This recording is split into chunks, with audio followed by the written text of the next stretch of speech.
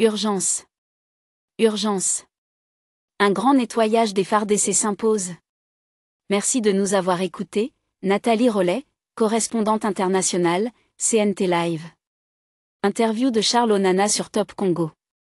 Concernant la guerre à l'est du Congo, que doivent faire les Congolais de plus que ce qu'ils font déjà? Charles Onana. Il est impératif d'écarter les officiers issus du brassage et du mixage de 2003 et 2005, processus imposé par l'Union européenne, qui avait exigé l'intégration dans les phares d'essai de combattants venus du Burundi, du Rwanda, etc. Beaucoup d'entre eux sont ainsi devenus, du jour au lendemain, des Banyamulenge. C'est une réalité que j'ai découverte en consultant des rapports archivés au sein de l'Union européenne.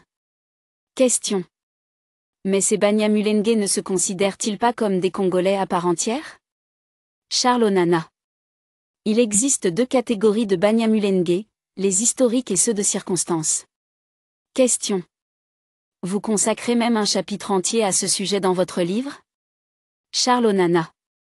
Ce n'est pas seulement moi qui le dis, c'est un sujet qui devrait faire l'objet d'un débat national.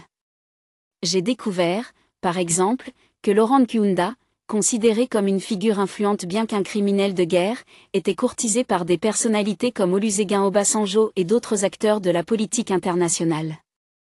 Pourtant, un rapport de la MONUSCO établit clairement que Laurent Nkunda n'était pas congolais, mais rwandais. C'est d'ailleurs pourquoi il est retourné au Rwanda.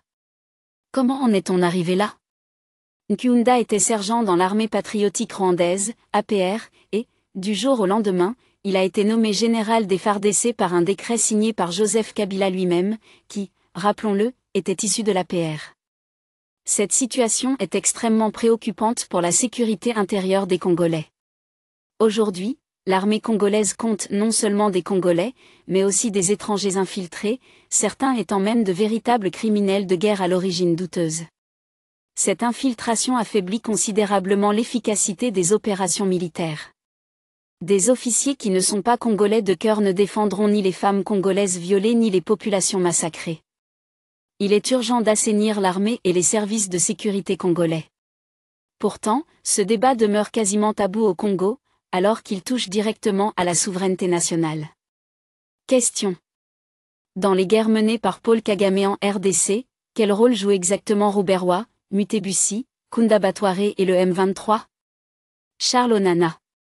Les accords de Sun City et leur formule, 1+4 ont permis à Ruberwa d'accéder au poste de vice-président chargé des questions de défense.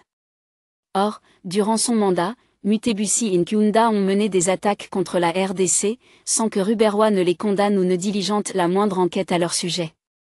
Source, Top Congo Wapka. Merci de nous avoir écoutés, merci à vous Papa Ino. Nathalie Rollet, correspondante internationale, CNT Live. Merci à tous nos abonnés, n'oubliez pas de télécharger l'application CNT Live, et n'oubliez pas surtout de partager.